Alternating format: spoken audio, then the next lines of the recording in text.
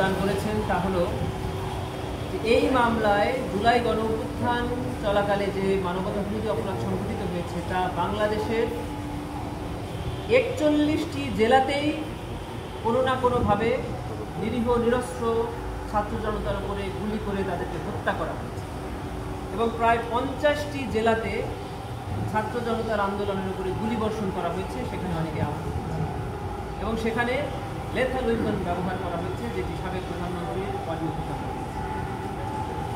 এতে থেকে প্রমাণিত হয় যে এটি আন্তর্জাতিক আইনের অধীনে একটা সাধারণ অপরাধ, মানবতা বিরোধী অপরাধে পরিণত হতে গেলে যে দুটি ইনগ্রিডিয়েন্টস লাগে, একটি হলো ওয়াইড স্প্রেডলি এটা ঘটতে হয়, মানে দেশব্যাপী ব্যাপক মাত্রায় হতে হয়, আর একটা হলো সিস্টেম্যাটিক ওয়েতে হতে হয়, পদ্ধতিগত। ব্যাপক মাত্রায় হয়েছে তার প্রমাণ হলো 64টি জেলার মধ্যে 50-এর অধিক জেলাতে আন্দোলন হয়েছে এবং আন্দোলনে নির্যাতন, নিপীড়ন, গুলিবর্ষণ হয়েছে এবং তার মধ্যে 41টি জেলাতেই হত্যা হয়েছে। সিস্টেম্যাটিক হয়েছে কেন, উনি তার বর্ণনায় বলেছেন যে এখানে যাদেরকে হত্যা করা হয়েছে তারা সকলেই একই গোষ্ঠীর, অর্থাৎ তারা সকলেই ছিল আন্দোলনকারী, আর যারা এখানে আক্রমণকারী তাদেরও পরিচয় একটি, তারা হলো আইন শৃঙ্খলা বাহিনীর সদস্য এবং তারা হলো দলীয় আওয়ামী লীগ বা 14 দলীয় জোটের সন্ত্রাসী অথবা সশস্ত্র ক্যাডার বাহিনী। এ থেকে প্রমাণিত হয় যে এটি সিস্টেম্যাটিক ছিল। আরও একটি কথা উনি বলেছেন যে আসামিদের জ্ঞাতসারে এই অপরাধ সংঘটিত হয়েছে।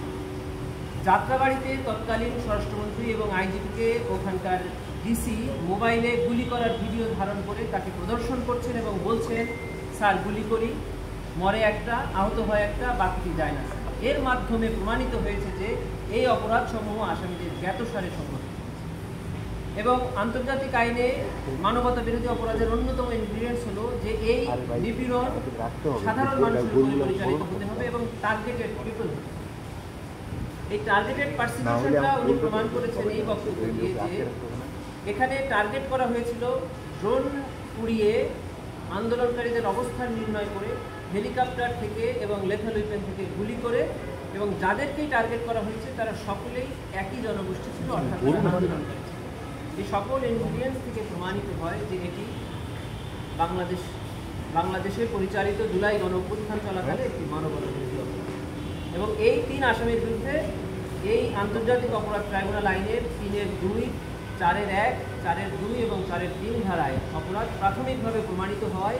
উনি এই মামলা বিচারের জন্য ট্রাইব্যুনালের চিফ প্রসিকিউটর বরাবর তদন্ত করতে থাকেন। এইভাবে উনি ওনার জবানবন্দি সমাপ্ত। ভাই, আপনারা প্রথমে